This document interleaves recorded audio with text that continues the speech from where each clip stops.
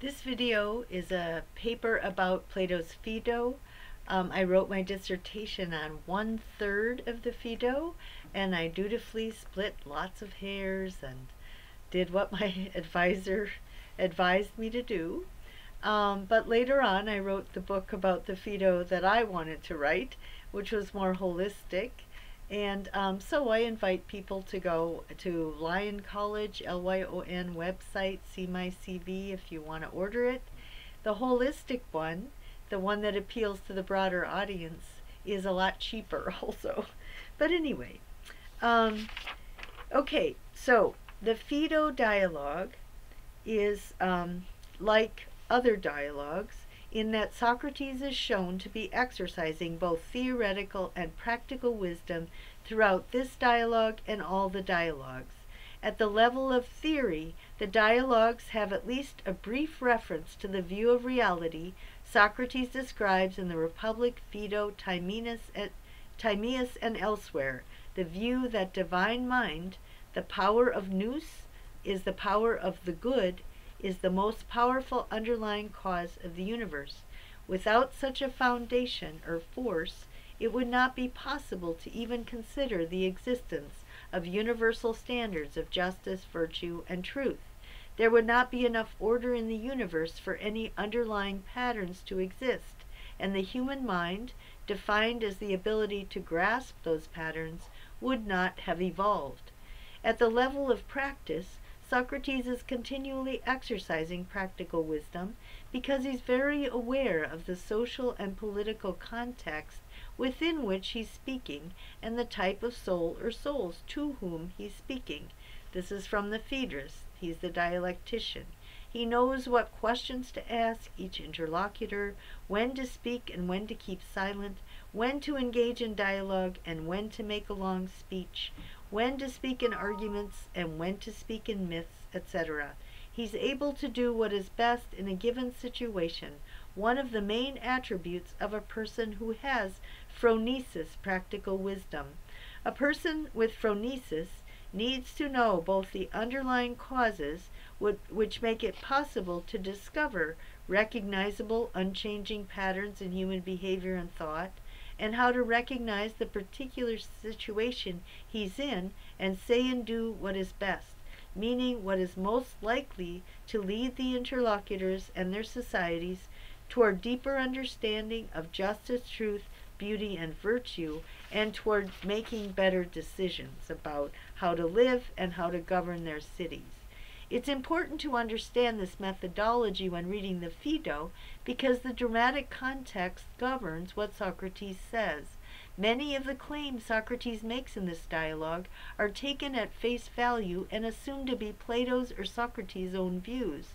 Since the Phaedo is Socrates' second and most important defense of his way of life, as he says explicitly at 63b, reading this dialogue correctly is crucial for understanding both Plato and Socrates.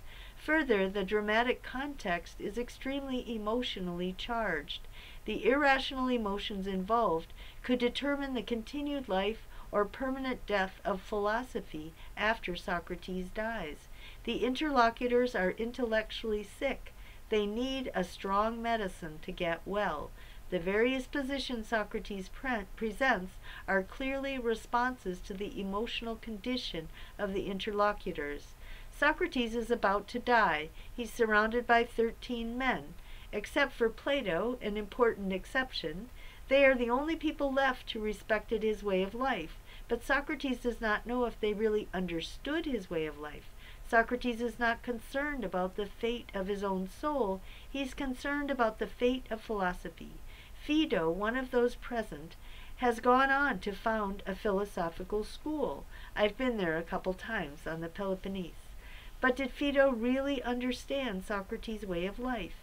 Is he exercising the power of memory or the power of recollection? In his discussion, power of thought or mind, in his discussion of Socrates' last hours, is Phaedo using the power of his mind to tell the story? The dialogue indicates that Phaedo did not get it. The most obvious way the dialogue shows that Phaedo didn't get it is that the only argument that focuses on a view of the human soul that includes the power of mind is not even considered as a proof for immortality. It's just a digression. It comes 2/3 of the way through the dialogue.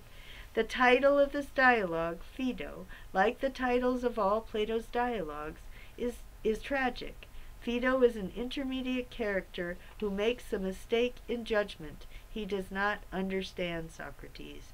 But Plato's readers can have the experience of reversal and recognition when reading the dialogue. They can recognize what Phaedo himself does not recognize. They can learn what Phaedo did not learn. The dialogue is very tightly structured, as are all of Plato's dialogues. It follows the same pattern as other dialogues. It begins in the world of opinions, assuming human nature is irrational, and discussing arguments which a philosopher would reject. The middle of the dialogue moves away from the world of opinions toward the world outside of the cave, the world of truth. About 2/3 of the way through the dialogue, Socrates presents an argument or position which implicitly refutes the earlier positions based on opinion and indicates the possibility of a higher philosophical point of view. The interlocutors do not take the lead but respond with another opinion. In the final 1/3, the dialogue goes back into the cave. If readers understand what the interlocutors did not, readers can now examine the cave through the light of the mind. They can understand why traditional opinions are wrong, and why and how the philosophical view resolves the perplexities at the surface level of the dialogue, and shows how it's possible to exercise virtue and justice while still living in the cave. Readers can understand that and why Socrates' way of life is motivated by his previous psychological journey outside of the cave into the world of the light. They know that Socrates is actually exercising the power of mind, nous, throughout his life, a power every reader of Plato also possesses. The dialogue is divided into 9 sections. The introduction points out all of the irrational obstacles to honest philosophical discourse about human immortality. Socrates tries to remove those obstacles. The first 3 arguments play off each other and have serious flaws. In the interlude, Socrates' interlocutors, as well as Phaedo and Echecrates, recognize the inadequacies of the arguments thus far and demand higher standards for a legitimate proof. The next argument points indirectly to a more sophisticated notion of soul. The peak of the dialogue comes when Socrates tells the story of his own intellectual history, showing both the metaphysical necessity of the existence of divine mind as the power of good that holds everything in place, and the capacity of the human soul to understand that power. The interlocutors do not understand the implications of this discussion for the question of immortality or the nature of philosophy. The final proof and the myth at the end represent a return to the cave. Let me turn to the text then to show how carefully it's woven together into a complete whole. The introductory section describes all the obstacles to authentic philosophical discussion of immortality. First, the threat of irrational and self-pitying disciples. Apollodorus' breakdown indicates that even though he claimed to be a disciple of Socrates, he had an irrational emotional dependence on Socrates the person, and could not make the transition from worshipping the person to living according to the power of the mind that made Socrates the philosopher he was. Apollodorus was the narrator in the Symposium, too. Hint, hint. Pleasure and pain. Although Phaedo did not pity Socrates, he experienced a fluctuation between pleasure and pain that Socrates also makes clear is unphilosophical. The philosopher has a passion for wisdom. All other pleasures and pains are experienced in relation to this primary erotic drive. It's exotic too. Family ties. Socrates' wife and child are asked to leave. Ties to family exist at the level of particulars. They are the source of our survival, but they can blind us to the truth, leading us to favor protecting our own over doing what is best. Next, the fear of death and anger at Socrates for accepting the punishment. Cebes uses an obscure religious doctrine to try and prove to Socrates that a philosopher should fear death. He argues that as long as the immortality of the soul is not proven conclusively, Socrates should fear death. That's a completely irrational opinion. Socrates disagrees with this basic assumption, which Cebes brings up throughout the dialogue. Socrates continually indicates that a philosopher does not fear death because he's lived the best life a human being can live. He has nothing to fear whether or not his soul lives on after he dies. As Socrates says in the Apology, death is either a long permanent sleep, the permanent loss of consciousness, or else the permanent exercise of the power of the mind. One would be conversing with other minds, the most pleasant activity any human being could imagine, forever and without interference. So there's nothing to fear and no need to prove immortality. But Cebes will not relent. Socrates spends most of the dialogue using bad arguments to appease Cebes' irrational fear of death. Socrates has to keep Cebes' hope of immortality alive in order to keep philosophical discourse alive. This is an irrational motive for engaging in arguments about human immortality, and will inevitably lead to bad philosophy. But it's the only choice Socrates has under the circumstances. Next, the threat of irrational political authorities. The jailer is worried that if Socrates talks too much, the hemlock won't work. Philosophy is being silenced. Socrates refuses and asks him just to make more of the death potion. Next, the threat of irrational acquaintances. Whereas earlier, Crito wanted Socrates to break the law and escape, showing no respect for the rule of law and the need for social and political order, now he unnecessarily defers to political authority and seems willing to have Socrates silenced forever. Just when readers are getting discouraged with Simmias and Cebes' irrational anger at Socrates, the jailer and Crito intervene to remind readers that Simmias and Cebes are not hopeless.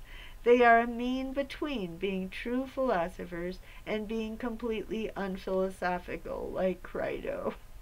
Socrates then claims to know what he does not know, that is, that a philosopher has reason to be cheerful at death because he has hope for the greatest good in the next world. This could mean what Socrates claims in the Apology. It does not have to mean that Socrates thinks he knows his soul will be immortal and rewarded for practicing philosophy. Simmias and Cebes interpret his claims to mean that he does know what is unknowable, and they experience a change of heart. They go from anger to curiosity. They want to know what they think Socrates thinks he knows. Socrates has triggered an irrational emotion, the desire for eternal reward for engaging in philosophy, as a replacement for another irrational emotion, fear of death and anger at Socrates for dying unnecessarily. They actually had brought money to help him escape, and so they're kind of mad at him for not escaping. Socrates then presents Simmias and Cebes with a definition of death as, quote, the separation of the soul from the body. This definition completely begs the question. If we already knew that after death the soul exists apart from the body and the body is parted from the soul, we would not need any proofs for immortality. Socrates gives a very dualistic view of the relation between soul and body. He claims that the senses are nothing but a distraction for the soul, and that the soul seems to get all of its knowledge of the forms when it turns as far from the body as possible. Socrates even hints at the inadequacy of this view, saying that it, quote, seems to lead to the conclusion that our minds will never know the truth until they are are detached from the body, and the body is only a distraction from the activity of gaining knowledge. The punchline, however, is what Socrates is getting at. If this is true, then the interlocutors should try as hard as they can to detach themselves from their emotions in order to gain knowledge of the truth. Given the irrational emotions the interlocutors are experiencing, this is good advice. Socrates has presented a bad theoretical argument in order to bring about a change of heart in the interlocutors. The argument should not be understood as Socrates' belief. Rather, Socrates is engaged in philosophical rhetoric, being a dialectician, saying what he needs to say to persuade those he's talking to turn their souls away from the cave and toward the light. Socrates' discussion of rational and irrational courage and temperance reveals the difference between his own emotional condition and that of his interlocutors. A philosopher is not afraid of death because it's irrational to be afraid of death. Unphilosophical people show courage in the face of death because they're afraid of losing their reputations or being called cowards. They're afraid of the opinions of the mob. Being willing to face death because one has an irrational and blind belief in the immortality of the soul is not the right reason. Further, philosophical temperance consists of an indifference to all pleasures and pains except the desire for wisdom. Unphilosophical people are always weighing pleasures and pains, trying to maximize the former and minimize the latter. An argument for immortality that aims for pleasure over truth, that is based on emotions rather than reason, is a bad argument. But Cebes will not accept this implication. Instead, he asks Socrates to prove immortality because, quote, men fear that when the soul leaves the body, it may be nowhere, unquote. Cebes wants Socrates to prove that after the body dies, the soul will still have some dunamis or phronesis. Da-da, the big word. The rest of the dialogue can be analyzed according to whether Socrates ever satisfies Cebes' demand. Argument number 1, soul as energy, the ecologist's argument. I think all of these arguments are still alive and well, so I give them the name of the school of thought. The first argument begins with, quote, an ancient doctrine that claims the living come to be from the dead. This doctrine applies to plants and animals as well as human beings. The principles involved are that opposites come from opposites, death and life are opposites, so the dead come from the living and the living from the dead. In a sense, this is clearly true. If all living things died and nothing were born from them, there would eventually be no living things. The modern equivalent of the principle involved here is the preservation of mass energy, and the biosphere and the ecosphere and all that wonderful stuff. Overall, there's a conservation of mass energy in the processes of coming into being and passing away. So, in a sense, the living do come into being from the dead. This is a power that persists when a person dies. But this does not prove, as Socrates claims at the very end, quote, that the souls of the dead must be in some place out of which they come again. Definitely doesn't prove that. The argument falters in the main analogy between falling asleep and waking up and dying and coming to life again. The analogy is bad because it begs the question. No one doubts that it's the same person or animal that falls asleep and wakes up. But the question about immortality is, indeed, whether it's the same consciousness that separates itself from one body and is reborn into another body or goes to some other place. We have no knowledge of what happens to us after our bodies die, as we have consciousness of what happens to our minds when we fall asleep and wake up. The argument proves that a power does exist after the death of a living organism, the power to create new organisms, but this is not the kind of power Simmias wants Socrates to prove. Argument 2, the argument from recollection, mathematical mysticism. The second argument distinguishes between the human soul and the souls of plants and animals. It tries to show the human capacity to think in abstract concepts demonstrates that our souls existed somewhere else before they were born into bodies and were exposed to all of these so-called perfect concepts. Once embodied, the soul's continually referring back to its prenatal exposure to these forms or concepts as it tries to make sense of the material things in this world.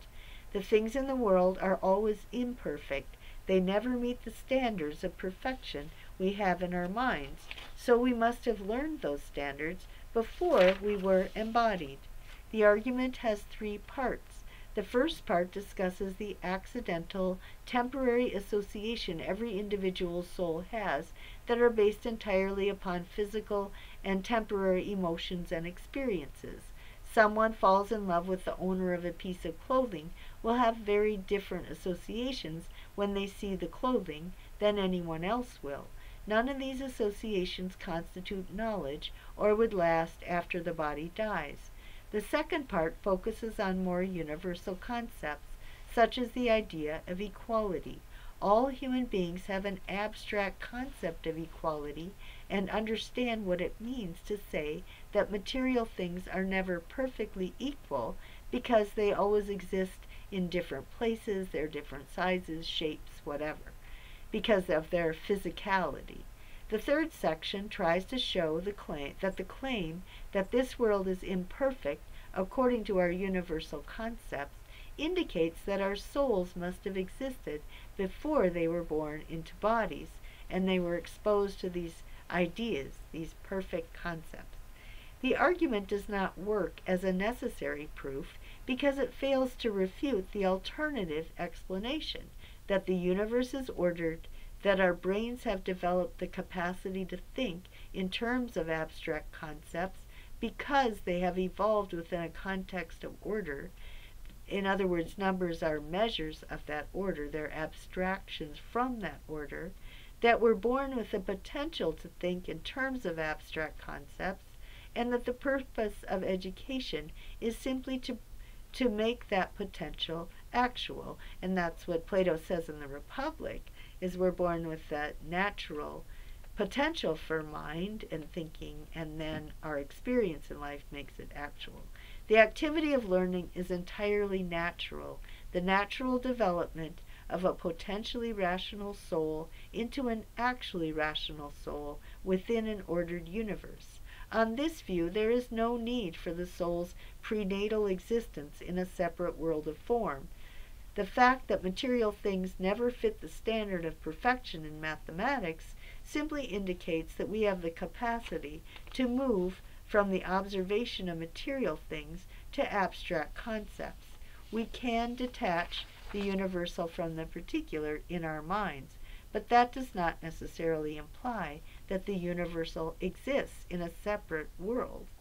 Plato's description of education in Republic 7 describes the soul as potentially possessing reason and education as simply activating that natural potential. Mathematical education begins with material existence and abstracts from that. Take harmonics. A lyre might play in harmony. The harmony of music is one kind of harmony. Musicians will describe harmonies according to physical qualities, like size, shape, the wood of the lyre being played, the mood the composer was in when writing a piece, or the mood a performance creates when the lyricist is in a certain mood. But philosophical training requires the type of training in harmonics that studies the relation between the heavenly bodies and then abstracts from that to study patterns. And also patterns in music and patterns in the heavenly bodies, and study patterns through mathematical formulas. Ultimately, this training is intended to lead to dialectic, the capacity to see patterns in human behavior, human thought and actions, and patterns in the principles that underlie the existence and order of all things. This is the most difficult and most important application of the ability to grasp mathematical patterns. The human mind exercises its highest powers, the powers of theoretical and practical wisdom, through observation of human affairs and the underlying principles of all immaterial being. There is no need and no desire for the soul's prenatal exposure to a separate world of forms. Such an exposure would not provide us with the ability to understand the world we're living in. It would involve us in trying to impose alien categories from a different world into the things around us. The second argument, therefore, does not prove the separate existence of a world of forms and the soul's prenatal existence and exposure to those forms. The fundamental flaw in this argument is the assumption that if the soul is capable of thinking in abstract concepts, it must have existed prenatally in a separate world of forms. Plato shows indirectly here and directly elsewhere that the human soul can both think in abstractions and have learned how to think that way while embodied in this world. And his system of education actually does that. There are physicists and scientists today whose lives are dedicated to seeking mathematical formulas which describe the underlying order of the universe. They point out that the human capacity to do highly complex mathematical equations and to connect them to the nature of the universe goes way beyond any need for immediate survival. They might believe it indicates the power of the soul to outlive the physical body, because the intellectual powers clearly go beyond what is necessary just to sustain the physical body. Others believe that this capacity arises from the order of the universe itself. The human brain evolves as a response to the order of the universe. On this view, there's no need and no desire for the soul to exist after the body dies. Such scientists believe the very act of pursuing the truth about the universe, its order and elegance, its inherent beauty, is what human life was intended to do, what evolution has led to as the culmination of the powers of the human soul. They think this is what, quote-unquote, heaven is, a rational being recognizing the reason inherent in the universe within which we live. Such a person would desire to live simply, virtuously, and justly, and do whatever's necessary to promote order in human society, because the love of order in all things is a natural desire of the rational soul. In either case, scientists would seek peace and justice as the natural goal of any rational person. The desire for excess power and pleasure would not be considered rational by any scientist acting as a scientist. And of course, Einstein writes like this. He writes beautifully about his values. Argument number 3, the soul as a form, the struggle between the temporal and the eternal. The third argument again begins with another unproven assumption, that everything that exists is either a form or a thing.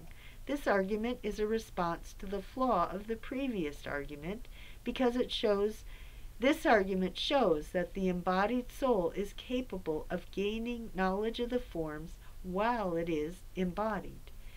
This argument posits the existence of forms on some definition of existence as somehow present in this world in a way that enables the soul to seek knowledge of the forms throughout its life.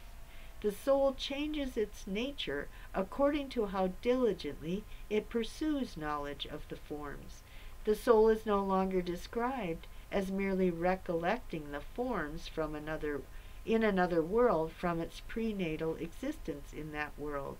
Rather, the embodied soul chooses to seek wisdom or to pursue irrational material goals and desires.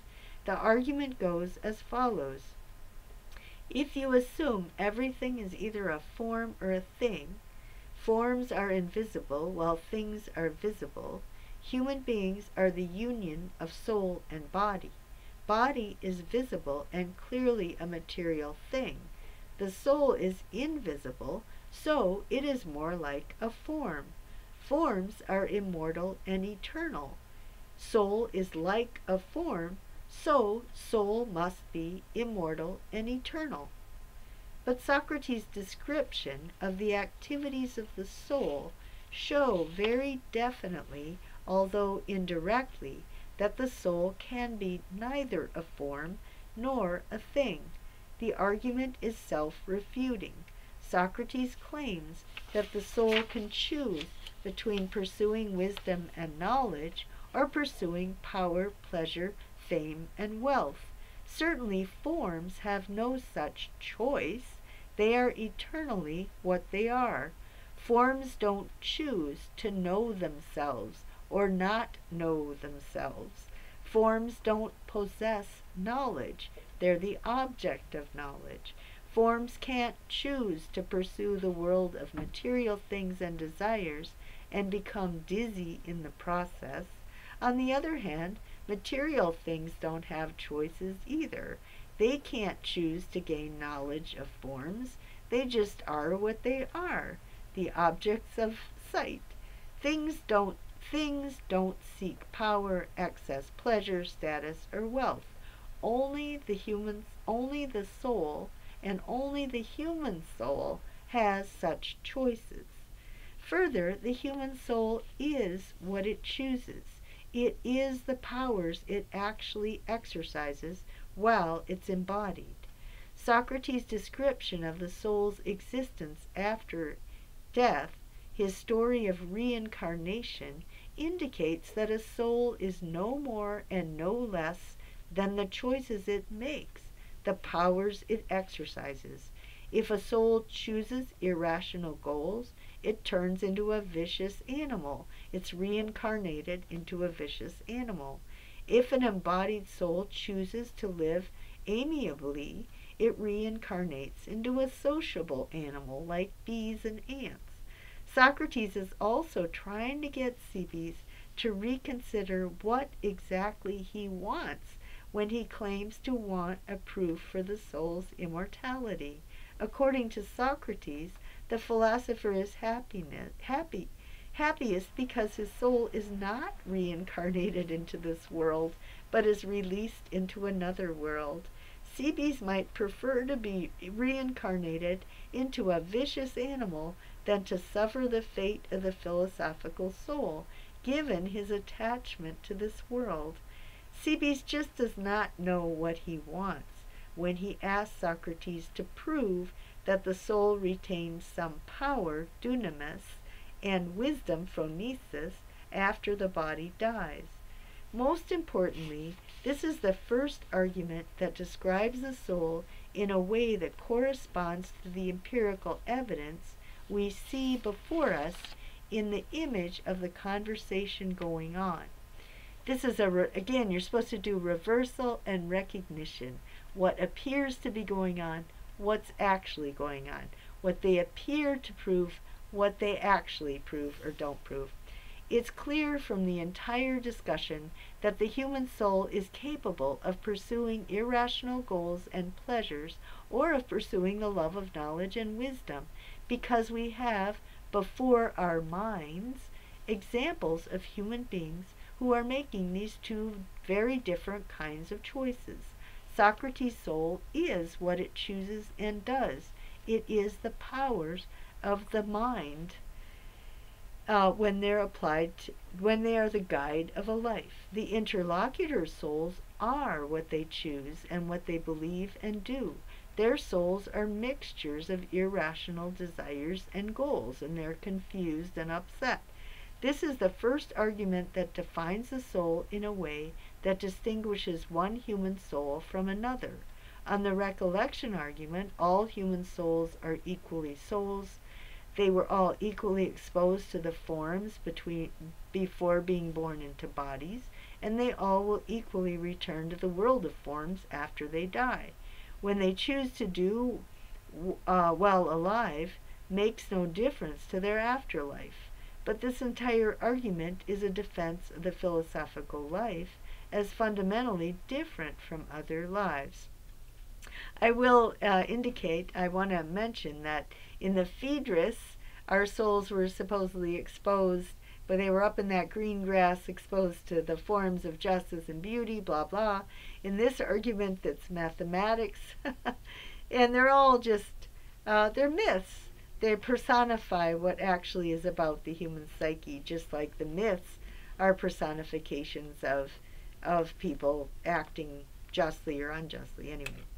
What they choose to do while alive makes no difference to their afterlife. But this entire argument is a defense of the philosophical life as fundamentally different from other lives.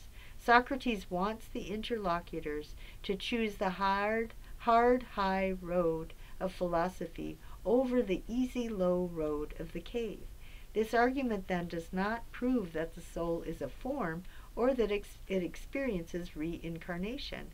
All it really shows is the soul is how it chooses to exercise its powers, and that these powers can be understood as connected to two fundamentally different ways of living, pursuing the temporal or pursuing the eternal, meaning rule for the sake of the ruled, all of these virtues that every generation has to realize that they have to try to embody.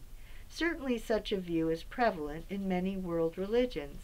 St. Augustine's view on free choice of the will is only one articulation of a universal image in religious symbolic language. Human beings can choose to live for the sake of something greater than material gain, or they can live for material gain and excess material goods. They can choose immaterial, intangible goods or material, measurable goods. The religious concept of a last judgment or of reincarnation both imply that the human soul becomes what it chooses. It's nothing more or less than which of its potentialities it exercises. But this fact about the observable difference among living human beings, that is, that some choose to promote justice, virtue, and truth, while others pursue wealth, power, and status, does not prove the soul's immortality. If one believes, as Socrates clearly does, that the love of wisdom leads to happiness and is the most natural, then there's no need for an eternal reward for choosing the love of wisdom over the love of pleasure. Philosophy is its own reward, a view Siebes will simply not accept. Interlude, Mythology and Misanthropy. The arguments do not prove immortality. Simmias and Siebes want to believe they do, and go through an emotional roller coaster of grasping onto the argument because they have a will to believe it's legitimate, and then realizing it's not. In the middle of the dialogue, they once again recognize the arguments are inadequate. They are beginning to lose all interest in argument and in philosophy because it will not satisfy their irrational desires. Certainly Socrates is getting upset with Simmias and Siebes because they want philosophy to console them. They do not want to become philosophers because it's the best and most natural way of life. Rather, they want to use philosophy to serve their irrational desires. They want reason to be the slave of their passions. This will never work, but Socrates cannot tell them that because then philosophy itself will die. Socrates has to try and revive the argument, because reviving the argument is reviving philosophy for posterity. The stakes are high. As long as these guys are afraid of death, and they look at Socrates and say, pursuing philosophy is going to get you killed, and if you can't prove that it will make you happy in Hades for eternity, they are going to stop doing philosophy, and it's going to be the death of philosophy. Argument number 4, the soul as a harmony. Soul as brain. The fourth argument is the view that the human soul is nothing more than a delicate balance of all the neurons, synapses, etc. of the brain. This is a very popular argument among scientists, chemists, whatever. Socrates' answer to it here is still a legitimate response to the debate swirling around evolutionary psychology today. The argument arises when Simmias realizes that the fact that the soul is invisible does not necessarily imply that the soul is a form or immortal. A harmony is invisible, and yet it's completely connected to the lyre which plays it. No lyre, no harmony. By analogy, no body, no soul. Explicitly, Socrates refutes this argument by appealing to Simmias and Siebes' blind faith in the recollection argument. Socrates points out to them they cannot believe that the soul existed before birth into the body and was exposed to the forms, and that the soul is nothing more than the result of the harmonized components of the material body. Simmias and Siebes choose recollection, but we've already seen that the recollection argument has not proven immortality and has implicitly been disproven. Certainly recollection does not prove the kind of immortality of consciousness Simmias and Siebes want, some kind of personal immortality based on something they've chosen to do with their lives. In the process of refuting the argument, however, Socrates indirectly points toward an alternative interpretation of what the soul as harmony could mean. The study of harmonics can be focused on purely material aspects of a musical harmony, or can be focused on the human capacity for exercising the power of mind and living a harmonized life based on the power of the mind. The power of wisdom in the soul, as Socrates indicates here, includes the power to keep the irrational desires under control. It directs the body rather than being directed by it. This is the power of reflection, a power that goes beyond habits and reactions to material forces and influences outside of the soul. Even on a common sense view, human beings can choose to be distracted by material things and irrational emotions, or they can choose to follow an immaterial idea of good and coordinate all their thoughts and actions according to that idea. The harmony in their souls can be based on an idea of the good life. And again, the Republic has the kind of harmony in Book 3, which is based on the view that the appetites are the biggest, and as long as you keep it repressed, you're harmonized. And then the harmony in Book 6 is the one-part soul that's just driven by the love of wisdom, and it has complete integrity. The appetites are not big, and they don't have to be repressed. Psychologists today argue about whether human behavior can be understood as determined strictly by genetics and environment, by brain chemistry and physical conditions, or whether people can actually change their brain chemistry, can alter the synapses and structure of their brains to some extent by formulating ideas about what they want in life, ideas about virtue, justice, beauty, and truth. I just wrote a whole bunch of stuff this summer about neuroscience, and those guys are deciding that ideas cause ideas, and you can change your neural maps based on your ideas as you grow older more and more.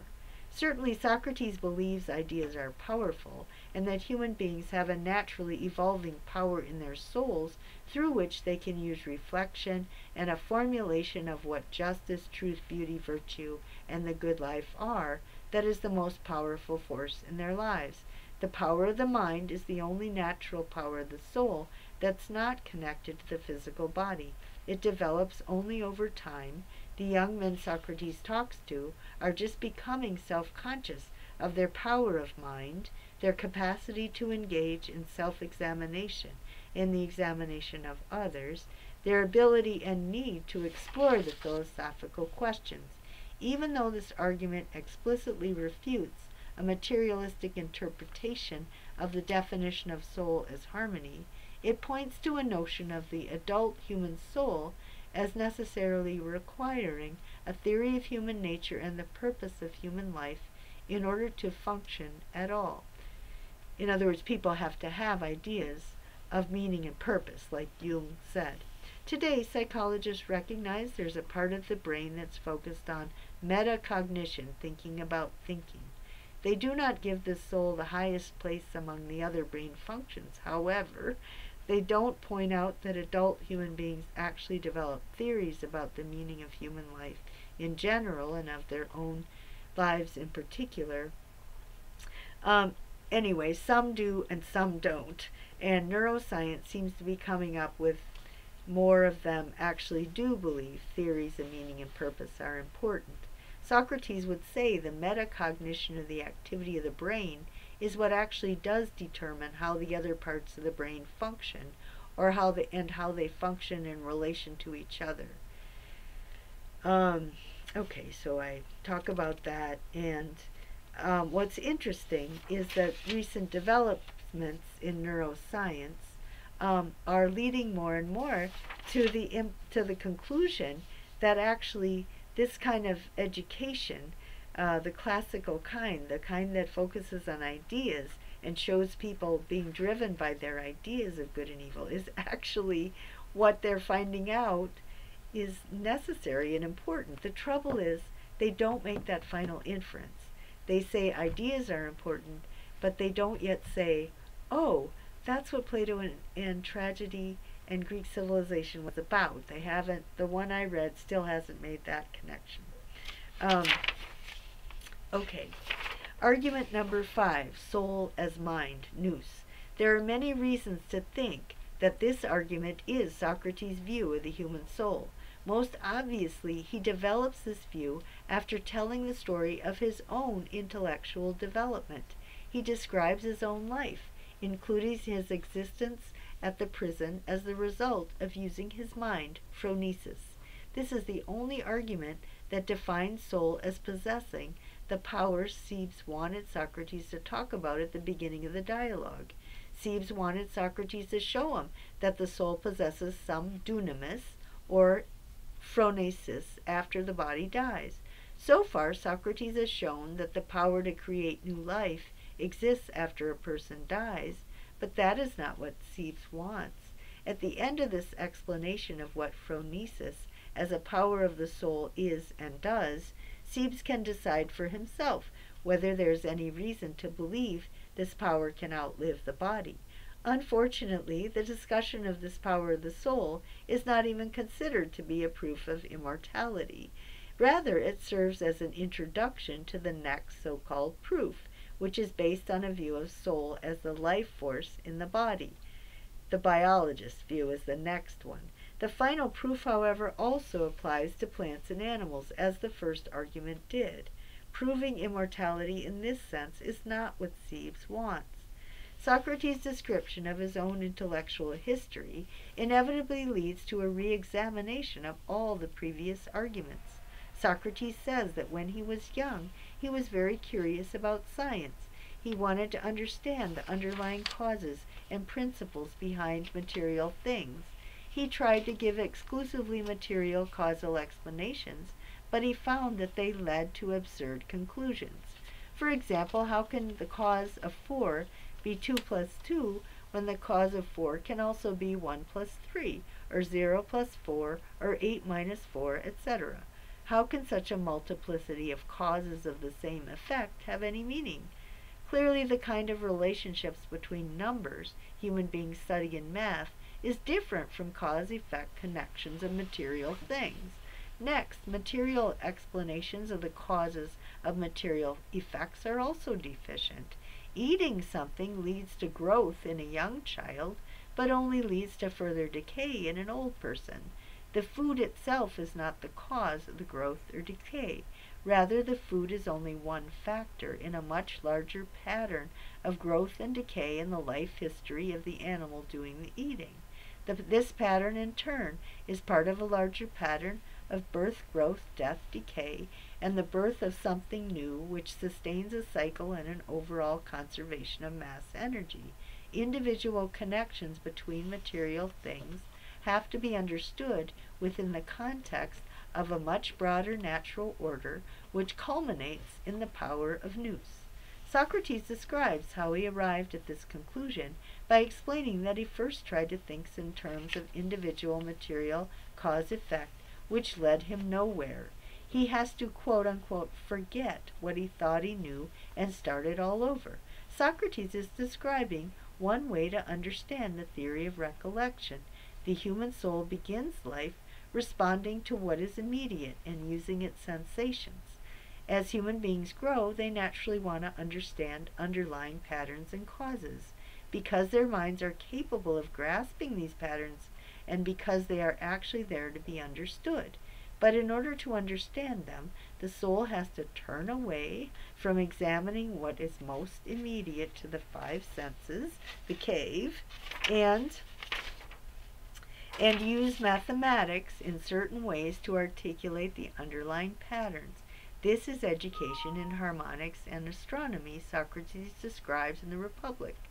Socrates then explains how he developed his own view of the underlying principles and causes and the assumptions upon which they're based. He assumes there's a divine mind which holds everything in place so that all things are as good as possible. The universe is as ordered and intelligible as it can be. The purpose of human life is to grasp that order through the use of the mind, through the investigation of patterns. Socrates posits the existence of forms, but the forms do not exist in a separate world. Socrates is not trying to recollect his previous existence in a world of force and forcing those concepts onto material things. Rather, investigation of material things themselves leads inevitably to the positing of the existence of forms which act as causes of the order we find in the existence and nature of the material universe. Forms are not detached. They're not superficially forced onto things so that our prenatal disembodied minds can make sense of this imperfect world. Rather, forms are more real than material things because they're the causes, iti is the word, of the existence and nature of those things.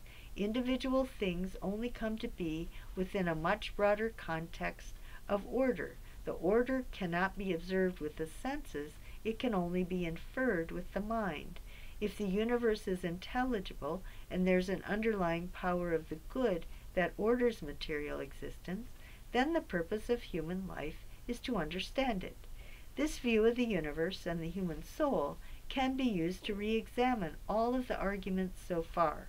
In response to the first argument, if the highest power of the human soul is the power to know, then the human soul is more than just the same kind of reality as a plant or animal. The human body may recycle into new life, but the human soul is more than just matter in motion. This does not prove its immortality, but it does prove the first argument is inadequate to explain all possible ways to understand immortality. In response to the second argument, Socrates posits the existence of forms as the only way to explain the existence and nature of material things. The forms do not and cannot exist in a separate world. Socrates' intellectual history shows the power of mind only develops within the context of human life in this world and the desire to understand it. The prenatal existence of the soul is not only not proven, it is implicitly refuted. In response to the third argument, the human soul is indeed what it chooses and what it does.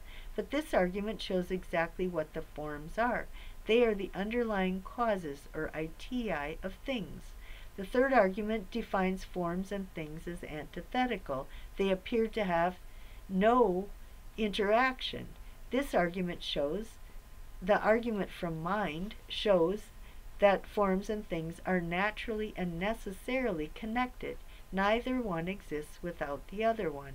In response to the fourth argument, soul as harmony, the argument from mind now shows what the ultimate harmony of the human soul should be, the harmony brought about by the power of the mind. Socrates shows definitively that he is not merely his body, but his entire life has been controlled by his mind, that he has this power, that it's a natural power of humanity, that it evolved and emerged from the nature of the universe. I'm going to have to cut this off and finish the paper in the next video.